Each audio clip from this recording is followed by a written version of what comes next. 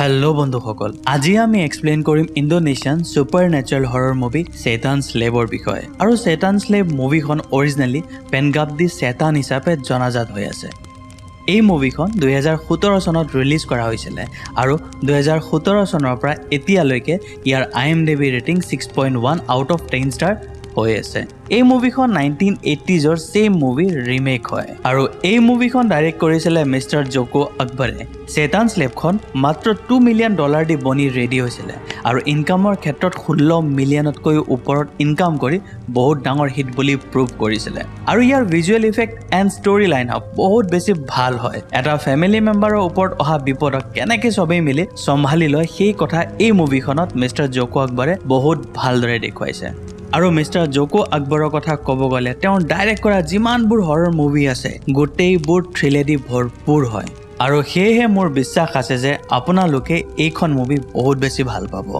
তেতিয়াহলে বলক আমি বাকিবোৰ ষ্টৰী মুভিখনৰ এক্সপ্লেনেশ্যনৰ লগত আলোচনা কৰিম তেতিয়াহলে আমি এতিয়া মুভিৰ এক্সপ্লেনেশ্যনৰ ফালে আগবাঢ়ো মুভিৰ আৰম্ভণিত আমি মাৱানী নামৰ লেডি এগৰাকীক দেখা পাওঁ আৰু তেওঁ কিবা এটা চেণ্টিং কৰি আছিল আৰু তেওঁ যে দুখত আছে সেই কথা আমি দেখা পাই বুজি আছিলো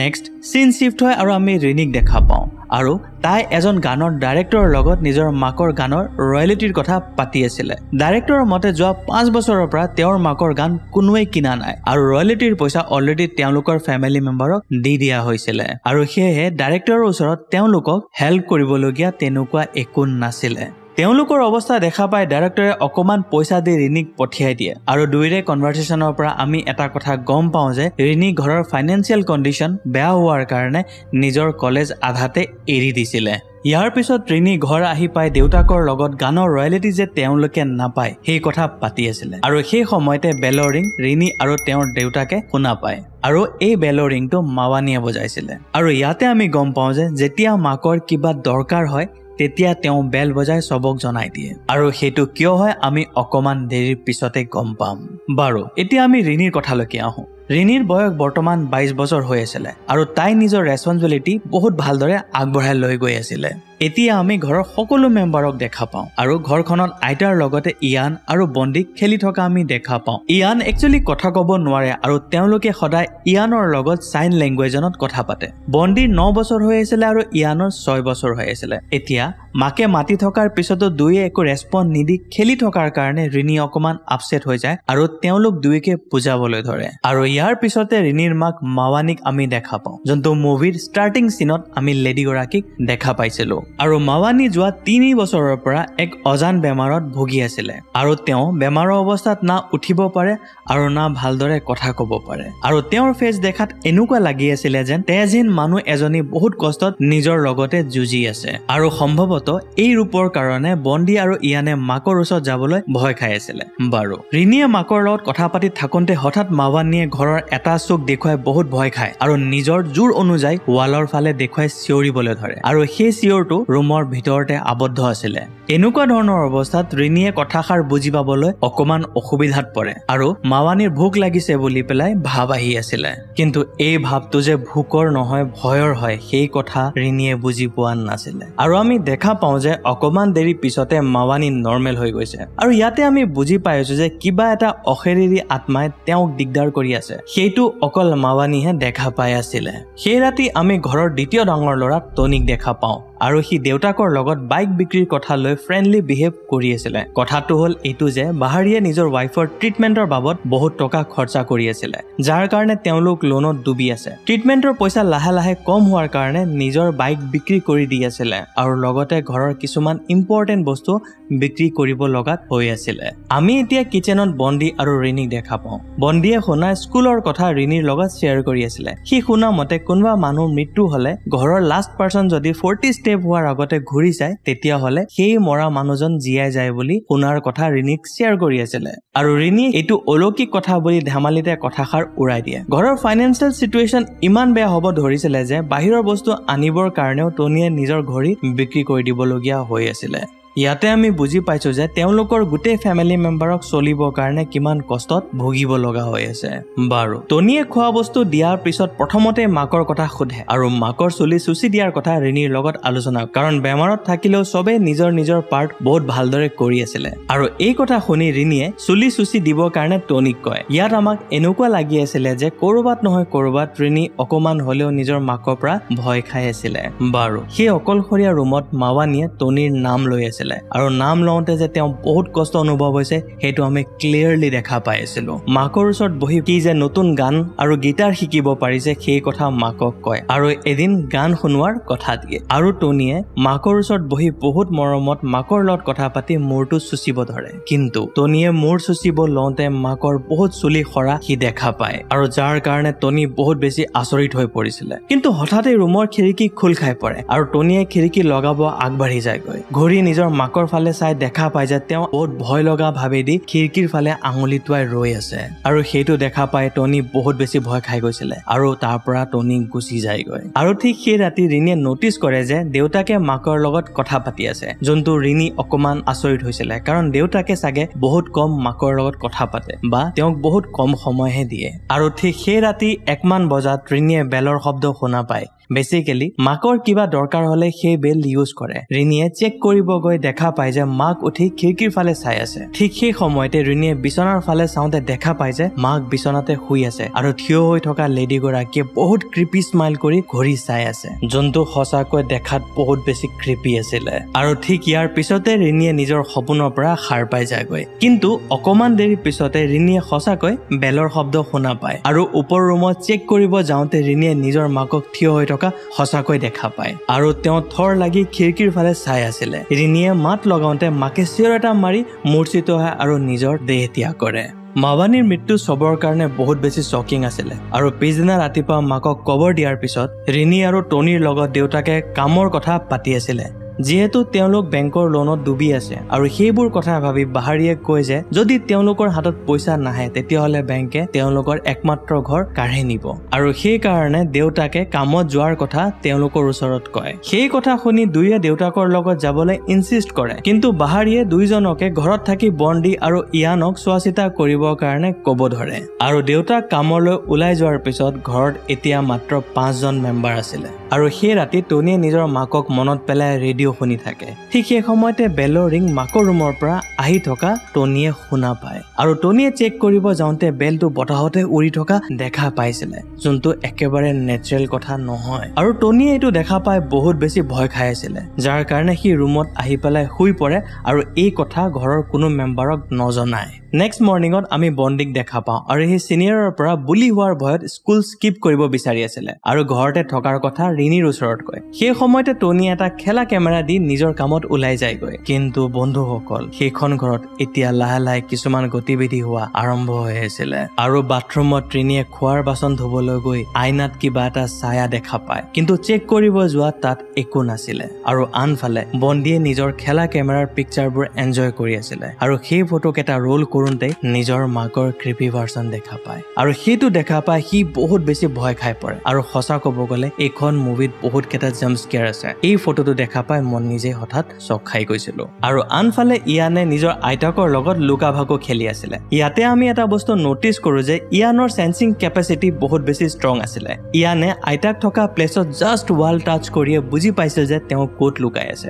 আৰু লাহে লাহে সেই ঘৰখনত এটা কলা মেঘৰ দৰে পেৰানৰ্মেল এক্টিভিটি হ'ব ধৰি আছিলে। ৰিনিয়ে বাথৰুমত কলা ছায়া দেখা পাব ধৰি আছিলে আৰু আনফালে টনিয়ে ৰাতি ৰেডিঅ' শুনি থকাত বাৰে বাৰে ৰেডিঅ' চেনেল চেঞ্জ হৈ গানৰ চেনেললৈকে কনভাৰ্ট হৈ আহিছিলে, তাকো নিজৰ মাকৰ গান গোৱা চেনেললৈকে। কিন্তু বাৰে বাৰে এনেকুৱা হৈ থকা টনিয়ে বুজি পোৱা নাছিলে। কিন্তু তেতিয়া টনিয়ে নটিচ কৰে যে এটা এন্ধাৰ চুকৰ পৰা টনিৰ নাম মাকে লৈ আছে আৰু তেওঁৰ চুলি চুচি দিবৰ কাৰণে টনিক বাৰে বাৰে কৈ আছে। আৰু টনিৰ হাতত ফোনখন অহাৰ লগে লগে সি বহুত বেছি ভয় খাই যায় আৰু ৰুমৰ লাইট জ্বলাই দিয়াৰ পিছত গোটেইখিনি গতিবিধি নৰ্মেল হৈ যায়গৈ। আৰু এইবোৰ কথা কাৰো কাৰণে নৰ্মেল হ'ব নোৱাৰে। আৰু ঠিক সেই ৰাতি ইয়ান আৰু বন্দিয়ে বাথৰুম কৰি ঘূৰি অহাৰ পিছত ইয়ানে নিজৰ মাকক দেখা পোৱাৰ কথা বন্দিক ইংগিত দিয়ে। বন্দিয়ে এখন বগা কাপোৰ দলিয়াই দিয়াত এটা আকৃতি লৈ তোলে আৰু সেই আকৃতিয়ে দুয়োকে খেদিব ধৰাত দুয়ো বহুত ভয় খাই চিঞৰিবলৈ ধৰে। সেই সময়তে ৰিনি আহি পায় আৰু দুয়োকে সোধাত মাকক দেখা পোৱা বুলি বন্দীয়ে কয় আৰু ইয়ানে বন্দীয়ে চিঞৰাৰ কাৰণে সি ভয় খোৱা বুলি ইংগিত দি বুজায়। নেক্সট দিনত আমি আইতাক দেখা পাওঁ। তেওঁ আস্থামা পেচেণ্ট হোৱাৰ কাৰণে বহুত অসুবিধা আছিলে আৰু আমাক এনেকুৱা লাগি আছিলে যে তেওঁ ভয়ে ভয়ে কাৰোবাক চিঠি লিখি আছিলে। মানে ঘৰখনত কোনো এজন ব্যক্তিক সেই অশৰীৰী আত্মাই এৰি দিয়া নাছিলে। লাষ্ট নাইট টনিৰ লগত সেই ইনচিডেণ্ট হোৱাৰ পিছত টনিয়ে মাকৰ কম আৰু বেল কবৰত পুতি আহে। আনফালে আমি গাঁৱৰ উস্তাদৰ ল'ৰা হেনৰাক দেখা পাওঁ আৰু সি ৰিনিক লগ কৰি তাইৰ মাকৰ ফিনাৰেলৰ টাইমত দেখা মহিলাগৰাকীৰ কথা কৈ আছিলে, যোনটো এই গাঁৱৰ নহয় বুলি পেলাই তাৰ অনুমান হৈ আছিলে। লগতে মাৱানীৰ কবৰত ৰাতি চেক কৰিব গৈছিলে, কিজানি কিবা অস্বাভাৱিক বস্তু দেখা পাব পাৰে। আৰু এইটো মুভিৰ প্ৰথম অৱস্থাৰ চিন হয় য'ত বন্দীয়ে কাৰোবাক গ্ৰেভয়াৰ্ডত দেখা পাইছিলে বাৰু। আৰু হেনৰাই কয় যে ৰিনিৰ ঘৰৰ ফালে বেলেগ এদিন যাওঁতে মাৱানীৰ দৰে দেখা মহিলাগৰাকী তেওঁলোকৰ ঘৰত দেখা পাইছিলে। লগতে মানুহগৰাকী অশুভ আত্মা বুলি পেলাই সি অনুমান কৰি আছিলে আৰু সি তেওঁৰ পৰা কিবা নেগেটিভ ফিলিং অনুভৱ কৰি থকা বুলি পেলাই ৰিনিক কয়। আৰু আনফালে আৰু এটা অঘটন ৰিনি ফেমিলি মেম্বাৰৰ কাৰণে ৰৈ আছিলে আৰু আমি আইতাক দেখা পাওঁ আৰু তেওঁক দেখাত এনেকুৱা লাগি আছিলে যেন কোনোবাই তেওঁক ফ'ৰ্চফুলি হুইল চেয়াৰৰ পৰা উঠাই আছে আৰু ইয়াৰ পিছতে তেওঁৰ মৃতদেহটো বন্দীয়ে কুঁৱাত দেখা পায়। ৰিনিৰ ফেমিলিৰ কাৰণে আইতাক বহুত বেছি ইম্পৰ্টেণ্ট পাৰ্চন আছিলে আৰু তেওঁৰ হঠাৎ মৃত্যু হোৱাত চবৰ কাৰণে বহুত শ্বকিং আছিলে আৰু এইবোৰ হোৱা দেখা পাই বন্দীয়ে বহুত বেছি শ্বকড হয় আৰু ইয়াৰ ফলত সি বেমাৰত পৰি যায়গৈ। আৰু আনফালে আমি ৰিনিক দেখা পাওঁ, তাই বহুত দুখ মানে আইতাকৰ ৰুম চেক কৰিব গৈ দেখা পায় যে আইতাকৰ ৰুমত বুডিমেনক নামৰ মানুহ এজনৰ কাৰণে লেটাৰ এটা লিখা আছিলে আৰু সেই লেটাৰখন পোৱাৰ পিছতে ৰিনিয়ে হেনৰাৰ লগত গৈ বুডিমেনক লগ কৰে। আৰু আনফালে আমি বুডিমেনক দেখা পাওঁ আৰু আইতাকৰ লেটাৰখন পঢ়াৰ কাৰণে বুডিমেনে ৰিনিক বকনি দিয়ে বাৰু। তেওঁ লেটাৰখন পঢ়ি ৰিনিক আইতাক আৰু বুডিমেনৰ কথা ক'ব ধৰে আৰু বুডিমেনৰ পৰা আমি গম পাওঁ যে মাৱানীৰ লগত ৰিনিৰ মাকৰ সম্বন্ধ ইমান এটা ভাল নাছিলে। মাৱানী এজ এ প্ৰফেশ্যন ছিংগাৰ আছিলে আৰু সেই সময়ত ছিংগাৰৰ প্ৰফেশ্যন ইমান এটা সন্মানজনক নথকা তেওঁৰ মাকে সেই ৰিলেশ্যনশ্বিপটো একচেপ্ট কৰা নাছিলে আৰু বহুত বছৰ সন্তান নোহোৱাৰ কাৰণে হাজবেণ্ড আৰু ৱাইফৰ মাজৰ ৰিলেশ্যনশ্বিপ বেয়া হৈ গৈছিলে। কিন্তু বেবী হোৱাৰ পিছত বছৰৰ পিছত বছৰ ধৰি যেতিয়া মাৱানী বেমাৰত পৰিব ধৰিলে তেতিয়া আইতাকৰ সন্দেহ হৈছিলে আৰু সন্তানৰ কাৰণে যে মাৱানীয়ে ভগৱানক নহয় চৈতানক পূজা কৰি আছিলে সেইটো অনুমান কৰা বুলি বুডিমানে কয় বাৰু। এই কথা ৰিনিয়ে একেবাৰে মনা নাছিলে আৰু সেইবাবে বুডিমানে এখন তেওঁৰ নিজৰ লাইফৰ এক্সপিৰিয়েঞ্চৰ পৰা লিখা মায়া নামৰ মেগাজিন পঢ়িব কয়। সেই সময়তে মাছাজ কৰিব মানুহ এজন আহে আৰু তেওঁলোক দুয়োজনে তাৰ পৰা গুচি আহেগৈ। কিন্তু তেওঁলোক অহাৰ আগত বুডিমানে এডভাইচ দিয়ে যে যদি সকলোৱে একতাত থাকে তেতিয়াহ'লে তেওঁলোকৰ ফেমিলি মেম্বাৰক কোনেও লৈ যাব নোৱাৰে। আৰু এইষাৰ কথা শুনাৰ পিছত হেনৰা আৰু ৰিনি তাৰ পৰা গুচি আহে। আৰু আনফালে আমি বন্দীক দেখা পাওঁ, সি টোপনিতে কথা পাতি আছিলে আৰু ইয়ানক যে সি নামাৰে তাক যে বহুত ভাল পায় সেই কথা ভ্ৰমত কৈ থকা আমি দেখা পাওঁ। সি টোটেলি পজেষ্ট হৈ গৈছিলে আৰু তাৰ গোটেইবোৰ গতিবিধি চেঞ্জ হৈ গৈছিলে আৰু পজেষ্ট হৈ যোৱাৰ পিছত সি ৰাতি ইয়ানক মাৰি পেলোৱাৰ ইংগিত দি আছিলে। ইয়াৰ পিছতে ইয়ানক আমি দেখা পাওঁ। ইয়ান সেই ৰাতি উঠি বাথৰুম যোৱাত এটা আত্মাই ইয়ানক হৰ্ণ কৰা ষ্টাৰ্ট কৰিছিলে, যোনটো সঁচাকৈ বহুত বেছি ক্ৰিপি আছিলে। ইয়ান গষ্টৰ কবলৰ পৰা পলাবলৈ চেষ্টা কৰাত তাৰ চোলা গজাল এটাত লাগি যায় আৰু সেই কাৰণে সি ক'তো পলাব নোৱাৰা অৱস্থাত থাকেগৈ আৰু সি বহুত চেষ্টা কৰিও চিঞৰিব পৰা নাছিলে, বাট সামহাও সি তাৰ পৰা পলাই যাবলৈ সক্ষম হয়। আৰু আনফালে ৰাতিপুৱা ইয়ানক দেখা নোপোৱাত ৰিনি বহুত চিন্তিত হৈছিলে আৰু বহুত বিচৰাৰ পিছত বাহিৰত থকা ট্ৰাংক এটাত সোমাই থকা তাই দেখা পায়। এতিয়া চিন শিফ্ট হয় আৰু ৰিনিয়ে ঘৰ চাফা কৰি থকাৰ টাইমত এটা পুৰণা মিউজিক প্লেয়াৰ শুনি থকাত নটিচ কৰে যে মিউজিকৰ পৰা বৰ বেলেগ ধৰণৰ চাউণ্ড ওলাই আহি আছে। এতিয়া লাহে লাহে গোটেই চিটুৱেশ্যনবোৰ বহুত গম্ভীৰ হ'ব ধৰিছিলে। ৰিনিয়ে অনা মেগাজিনখন টনিয়ে পঢ়ি তাৰ গোটেইবোৰ তথ্য ৰিনিৰ আগত ৰাখে আৰু সেই আৰ্টিকেলৰ মতে যোনগৰাকী মহিলাৰ 10 বছৰৰ ভিতৰত যদি শিশু নহয় আৰু সিহঁতে যদি দেৱীলক পূজা কৰে তেতিয়াহ'লে তেওঁলোকে শিশু পাই যায়গৈ। কিন্তু সেইবাবে এটা নিয়ম আছিলে আৰু সেই নিয়ম অনুসৰি তেওঁলোকে কাল্টৰ মেম্বাৰ জইন কৰিব লাগিব আৰু চৰ্ত অনুযায়ী সেই ফেমিলি মেম্বাৰৰ লাষ্ট বাচ্চা যেতিয়া 7 বছৰত ভৰি দিয়ে তেতিয়া সেই কাল্টৰ মেম্বাৰে সেই বেবীক লৈ গুচি যায়গৈ আৰু তাৰ কাৰণে ফেমিলি মেম্বাৰৰ অনুমতি থকা দৰকাৰ আছে বুলি সেই আৰ্টিকেলত লিখা আছিলে। আৰু বন্ধুসকল, আমি শ্বকিংলি এটা কথা গম পাওঁ যে মাৱানীৰ ল'ৰা ছোৱালীৰ গোটেই কেইজনৰ এজ 6 ইয়াৰ্ছৰ মাজত ডিফাৰেঞ্চ আছে। হ'ব পাৰে তেওঁৰ মাক কাল্টৰ সদস্য আছিলে আৰু টনিৰ অনুমান কৰাৰ মতে মাকে 6 বছৰৰ ডিফাৰেঞ্চৰ মাজতে বেবী জন্ম দিয়াইছিলে যাতে কাল্টৰ মেম্বাৰক বেবী দিবলগীয়া নহয়।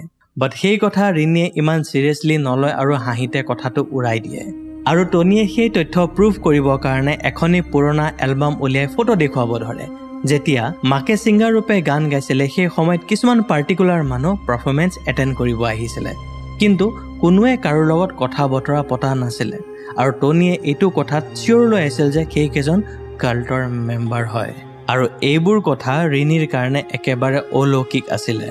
বাৰু কনভাৰচেশ্যনৰ পিছত আয়নৰ কাৰণে ভাত ৰেডি কৰাৰ টাইমত কিচেনত ঠিক সেইদিনা ৰিনিয়ে নিজৰ আইতাকক গ্লাছৰ ৰিফ্লেকশ্যনত দেখা পায় আৰু তেনেকে দেখি ৰিনিয়ে বহুত ভয় খাই যায় যাৰ কাৰণে গাঁৱৰ উস্তাদক মাতে তেওঁ পৰীক্ষা নিৰীক্ষা কৰি কয় যে ঘৰত কোনোবা বেয়া বস্তুৱে অশান্তি কৰি আছে আৰু ইয়াক নিৰাময় কৰিবৰ কাৰণে প্ৰাৰ্থনা কৰাৰ উপদেশ দি যায় আৰু ইয়াতে আমি এটা কথা গম পাওঁ যে ৰিনিৰ ফেমিলি মেম্বাৰ বহুত বছৰৰ পৰা প্ৰাৰ্থনা কৰা বন্ধ কৰি দিছিলে উস্তাদৰ কথা শুনি ৰিনি প্ৰাৰ্থনা কৰিবলৈ আগবাঢ়ি যায়গৈ কিন্তু প্ৰাৰ্থনা কৰাৰ টাইমত মাৱানী ৰূপী আত্মাই তাইক হৰ্ণ কৰা ষ্টাৰ্ট কৰে আৰু ইণ্টাৰেষ্টিংলি সেই সময়তে ইয়ানৰ লগতো এটা ইনচিডেণ্ট ঘটে এটা কলা ছায়াই বন্দীকো হৰ্ণ কৰি আছিলে আৰু বন্ধুসকল এই চিনটো সঁচাকৈ বহুত ভয় লগা আছিলে এই ঘটনাৰ পিছতে ৰিনিৰ গোটেই ফেমিলি মেম্বাৰ বহুত বেছি ভয় খাই যায় আৰু যাৰ বাবে তেওঁলোক গোটেই কেইজন হেন্দ্ৰাৰ ঘৰলৈকে গুচি আহে ফৰ দিয়াৰ ছেফটি আৰু গোটেই কেইজনে হেন্দ্ৰাৰ ঘৰত বহি তেওঁলোকৰ লগত হোৱা ঘটনাৰ কথা পাতিবলৈ ধৰে আৰু টনিয়ে কয় যে সেই মহিলাগৰাকী তেওঁলোকৰ মাক হ'ব নোৱাৰে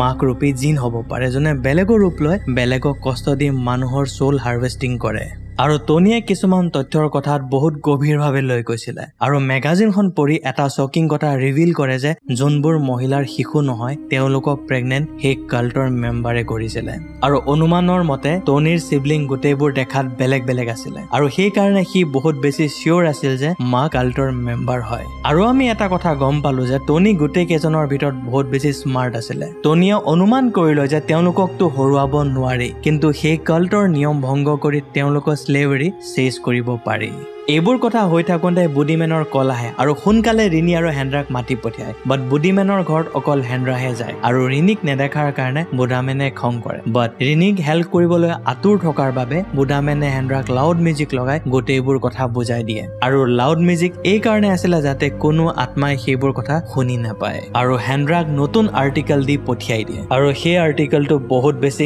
ইম্পৰ্টেণ্ট আছিলে কিন্তু কয় নহয় যোনবোৰ বস্তু ভবা যায় সেইবোৰ কথা সোনকালে নহয় আৰু মাজ ৰাস্তাত হেন্দ্ৰাৰ এটা এক্সিডেণ্ট হয় যাৰ বাবে সি থিতাতে মৃত্যুৰ মুখত পৰে আৰু আনফালে বুডিমেনৰ ঘৰত সেই মাছাজৰ মানুহজন অড টাইমত অহাত বুডিমেনৰ সন্দেহ হয় একচুৱেলি সেই গোটেইজন মানুহ কাল্টৰ মেম্বাৰ আছিলে আৰু তেওঁলোকে ৰিনি বুডিমেন গোটেই কেইজনৰ ওপৰত চকু দি আছিলে আৰু অইনফালে হেন্দ্ৰাৰ মৃতদেহটো পাই উস্তাদ বহুত বেছি দুখত ভাগি পৰিছিলে কাৰণ তাৰ বাহিৰে উস্তাদৰ ঘৰত আৰু কোনো নাছিলে হেন্দ্ৰাক কবৰ দিয়াৰ পিছত ঠিক সেই ৰাতি ৰিনিয়ে হেন্দ্ৰাক ছায়া গ্ৰেভিয়াৰ্ডৰ ওচৰত দেখা পায় আৰু ৰুমৰ খিৰিকী বন্ধ কৰিব যাওঁতে কোনোবাই ৰিনিৰ হাত বাহিৰৰ ফালে টানিবলৈ ধৰে এইবোৰ হৈ থকা উস্তাদে দেখা পাইছিলে আৰু এইবোৰ তেওঁ ইগনোৰ কৰি দৰ্জা বন্ধ কৰি দিয়ে কাৰণ উস্তাদে অলপ হলেও ৰিনিৰ ফেমিলি মেম্বাৰক হেন্দ্ৰাৰ মৃত্যুৰ দায়ী বুলি ভাবি আছিলে আৰু ঠিক সেই সময়তে বাহাৰী আহি পায় আৰু তেওঁলোকক নিজৰ ঘৰলৈকে লৈ যায়গৈ আৰু ঘৰ আহি পাই নিজৰ মাকৰ মৃত্যুৰ কথা শুনা পাই তেওঁ দুখত ভাঙি পৰে আৰু ডিচিজন লৈ যে কালিয়ে তেওঁলোক এই ঘৰৰ পৰা গুচি যাব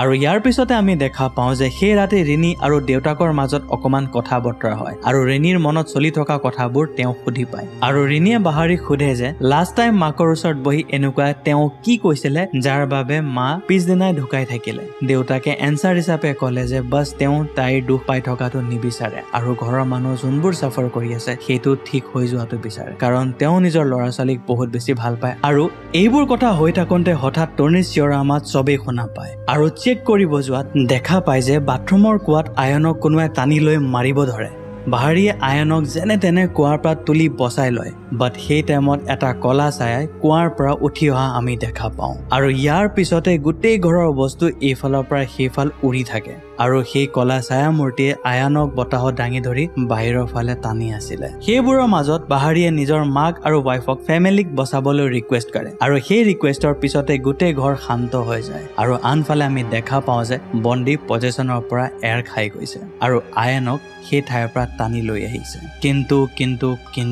গোটেইবোৰ বস্তু অকণো নৰ্মেল হৈ যোৱা নাছিলে আমি দেখা পাওঁ যে বহুত কেইজন লোক ব্লেক কোট পিন্ধি তেওঁলোকৰ ঘৰৰ ওচৰত ৰৈ আছে আৰু তেওঁলোকক দেখি বাহাৰীয়ে খঙত চিঞৰি কয় যে তেওঁলোকৰ পৰিয়ালৰ কোনো মেম্বাৰক লৈ যাব নোৱাৰে আৰু কাকোকে লৈ যাবও নিদিয়ে আৰু সেই কেইজন মানুহ কোনো ধৰণৰ নৰ্মেল মানুহ নাছিলে সেই গোটেই কেইজন মানুহ কাল্টৰ মেম্বাৰ আছিলে আৰু সেই কাল্টৰ মেম্বাৰে এইবোৰ কথা শুনি থমকি ৰয় আৰু এটা ৰিয়াৰ্ড এক্টিভিটি কৰি তাৰ পৰা গুচি যায়গৈ নেক্সট মৰ্নিং তেওঁলোক চিটি যাবলৈ পেকিং কৰে বাট গাড়ী নোহোৱাৰ কাৰণে তেওঁলোক ঘৰতে থাকি যায় তেওঁলোকক মাত দিবলৈ উস্তাদ আহে আৰু অকমান দেৰি তাতে থাকি বাহাৰীৰ লগত কথা বতৰা পাতিব বিচাৰে কাৰণ উস্তাদ বহুত বেছি অকলশৰীয়া ফিল কৰি আছিলে আৰু লগতে সেইদিনৰ কাৰণে ৰিনি আৰু ফেমিলি মেম্বাৰক ক্ষমা খোজে ৰিনিয়ে তেওঁলোকক বহিবলৈ দি বাহিৰত ওলাই যায়গৈ কিন্তু ৰিনিয়ে সেই এৰিয়াত ৰঙা চিট দেখা পাই আচৰিত হৈ গৈছিলে কাৰণ সেইবোৰ গোটেই জাগাত সিঁচৰিত হৈ আছিলে এইটো কথা একেবাৰে নৰ্মেল নাছিলে কাৰণ এই চিট সেই জাগাত পোৱা নগৈছিলে বাৰু এইবোৰ হোৱাৰ পিছতে ৰাতি উস্তাদৰ লগত বাকী কেইজনে ভাত খাই ৰেষ্ট ল'ব কৈছিলে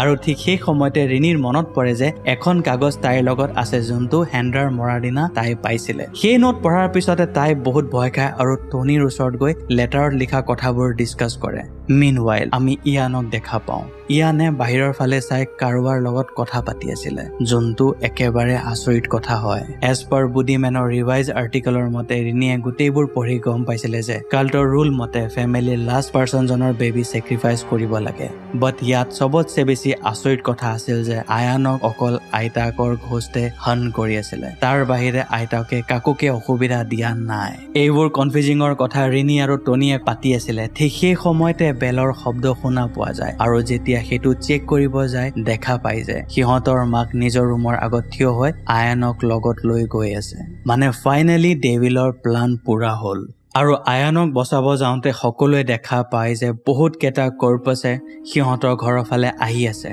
আৰু আনফালে আয়ানে নিজৰ দেউতাকক মাতি আছে আৰু বন্ধুসকল ইয়াতে খোল খাই মুভিৰ মেইন টুইষ্ট আয়ান একচুৱেলি কথা ক'ব পাৰিছিলে আৰু সি ডেভিলৰ অংশ হয় মানে সি লাষ্ট 7 বছৰৰ পৰা সব নাটক কৰি আছিলে যাতে ডেভিলে সিহঁতৰ ঘৰত অশান্তি দিব পাৰে আৰু চাগে আইতাকে এই সকলোবোৰ কথা অনুমান কৰি লৈছিলে যে সি নৰ্মেল ল'ৰা নহয় আৰু এদিন নহয় এদিন ঘৰত সবকে বিপদ ঘটাব পাৰে এতিয়া কৰ্পছবোৰে ৰিনিৰ ঘৰত সোমাই সবক মাৰিবলৈ ট্ৰাই কৰে এইফালে কৰ্পছে উস্তাদক মাৰি পেলাইছিলে সব ফালৰ পৰা কৰ্পছে আগৰি ধৰাত লাষ্টলি আইতাকৰ ঘোষ্টে হেল্প কৰি কৰ্পাছবোৰক ৰখায় আৰু ঠিক সেই সময়তে বুডিমেন আহি তেওঁলোকক তাৰ পৰা লৈ গুচি যায়গৈ আৰু ইয়াৰ পিছতে মুভি এতিয়া আমাক 1 বছৰৰ পিছত দেখুৱায় আৰু গোটেই কেইজন হেপিলি থকা বুলি পেলাই আমি অনুমান কৰি আছিলো আৰু সেই এপাৰ্টমেণ্টত আমি দেখা পাওঁ যে দামিনা নামৰ ছোৱালী ৰিনিৰ ঘৰ দুৱাৰমুখত আহে তেওঁলোকৰ খবৰ ল'বলৈ আৰু তাই বনোৱা খানা অকমান শ্বেয়াৰ কৰিবলৈ আহিছিলে বাট আমি দামিনাৰ লগতে সেই ঠাইত বাটাৰাকো দেখা পাওঁ আৰু তেওঁলোকৰ স্মাইল এণ্ড বিহেভ বহুত বেছি ৰহস্যময় আছিলে আৰু ক'ব গ'লে তেওঁলোক সেই কাল্টৰ মেইন মেম্বাৰৰ ভিতৰত এজন আছিলে আৰু তেওঁলোকৰ ৰুমত এটা ডাঙৰ মেপ দেখা পাইছিলো বহুত কেইটা জায়গা য'ত পিন পইণ্ট কৰি থৈছিলে আৰু তেওঁলোকে নেক্সট প্লেনিং আৰু নেক্সট প্ৰজেক্টৰ কাৰণে প্ৰিপাৰেচন কৰি আছিলে তেওঁলোকৰ নতুন প্লেনিং আৰু প্ৰজেক্ট কি হয় সেই বিষয়ে বৰ্তমান আমাক একো বুজাই দিয়া নাই কিন্তু আমি এটা কথা চিয়ৰ যে তেওঁলোকৰ কাম আৰু নতুন প্ৰজেক্ট বহুত বেছি ভয়াৱহ হ'ব আৰু বন্ধুসকল মুভিখন ইয়াতে শেষ হয় এই মুভিখনত কেইটামান ফেক্ট ওলাই আছে যোনবোৰ কিছুমান কথা আমাক ভাবিবলৈ বাধ্য কৰাই দি আছে আৰু এই কথাটো হৈছে বাহাৰীৰ ওপৰত জব কৰিব যোৱাৰ আগলৈকে তেওঁ লোনত ডুবি আছিলে বাট কাম পোৱাৰ খুব কম দিনৰ ভিতৰতে ইমান পইচা তেওঁ ক'ৰ পৰা গোটাব পাৰিলে সেই বস্তুটো বহুত বেছি আচৰিত কৰি তুলিছে আৰু মোষ্টলি যেতিয়া কাল্টৰ মেম্বাৰে তেওঁলোকৰ ঘৰত আহিছিলে তেওঁ কনফিডেন্টলি কৈ আছিলে যে সিহঁতে তাৰ ল'ৰাক লৈ যাব নোৱাৰে আৰু তেওঁ লৈ যাবও নিদিয়ে এইবোৰ কথা ৰিনে নিজৰ দেউতাকৰ লগত ডিছকাছ কেতিয়াও কৰাই নাছিলে তো এইবোৰ কথা তেওঁ কেনেকে গম পালে মোৰ অনুমানৰ মতে তেওঁ কাল্টৰ মেম্বাৰ হয় আৰু কিবা কাৰণত তেওঁ তাৰ পৰা আঁতৰি আহিছিলে আৰু নিজৰ ৱাইফক চাগে তেওঁ কাল্টৰ মেম্বাৰক সোমোৱাই দিছিলে আৰু আয়ান যে ডেভিলৰ অংশ হয় তেতিয়ালৈকে দেউতাকে সেই কথা গম পোৱা নাছিলে আৰু নেক্সট তথ্য এইটো হ'ল যে মাৱানীয়ে 6 বছৰ ডিফাৰেন্স হোৱাৰ লগে লগে বেবী জন্ম দিয়াৰ আৰম্ভ কৰিছিলে আৰু সেই কথা কাল্টৰ মেম্বাৰে অনুমান কৰি লয় আৰু এই কথা কাল্টৰ মেম্বাৰে গম পোৱাৰ লগে লগে তেওঁলোকক পানিশমেন্ট দিবলৈ ডেভিলৰ অংশক আয়ানৰ ৰূপত জন্ম দিয়াইছিলে আৰু মাৱানীক বেমাৰত পেলাই দিছিলে যাতে তেওঁ বেমাৰত ফেমিলি দুৰৱস্থা দেখা পায় আৰু মৰাৰ পিছতো বেলেগ জিনে মাৱানী ৰূপ লৈ তেওঁৰ ফেমিলিক হন কৰা ষ্টাৰ্ট কৰিছিলে মানে কোনো ফালৰ পৰা শান্তিত থাকিব নিদিয়াৰ কাল্টৰ মেম্বাৰে শপত খাই থৈছিলে ৱেল এইখনে আছিলে চেটান স্লেভ মুভিখনৰ এক্সপ্লেনেশ্যন আশা কৰোঁ এইখন মুভিৰ এক্সপ্লেনেশ্যন আপোনালোকক ভাল লাগিছে please like share and subscribe কৰিব যাতে মই ভাল ভাল মুভিৰ এক্সপ্লেনেশ্যন আপোনাৰ ওচৰত সোনকালে আনিব পাৰোঁ আৰু ইয়াৰ নেক্সট পাৰ্ট মই সোনকালে এক্সপ্লেনেশ্যন কৰিম তেতিয়ালৈকে take care and bye by